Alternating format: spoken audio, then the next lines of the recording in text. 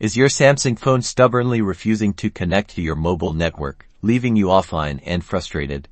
Let's get your Samsung phone back on the network with these troubleshooting steps, starting with the most common culprit, your SIM card. First, power off your Samsung phone completely, then carefully locate and remove your SIM card tray. Inspect the SIM card for any visible damage or dirt. If you see any, gently clean its metallic contacts with a soft, dry, lint-free cloth. Then, reinsert the SIM card firmly into the tray and slide it back into your phone. Power your phone back on and see if the issue is resolved. If cleaning the SIM didn't do the trick, let's dive into your network settings. Open the Settings app on your Samsung phone. Tap on Connections. Next, select Mobile Networks. Here, you'll want to tap on Network Operators. Toggle off Select automatically and let your phone search for available networks. Once the list appears, choose your mobile carrier from the list.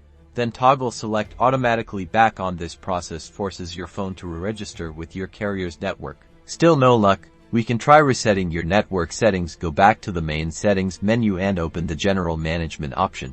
Scroll down and tap on Reset.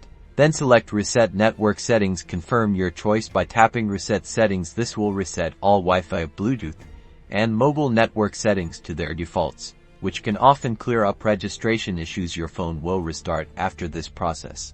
Outdated software can also cause network problems. Go back to Settings, then scroll down to Software Update. Tap on Download and install. If an update is available, follow the on-screen prompts to download and install it. Keeping your phone updated is crucial for optimal performance and network connectivity.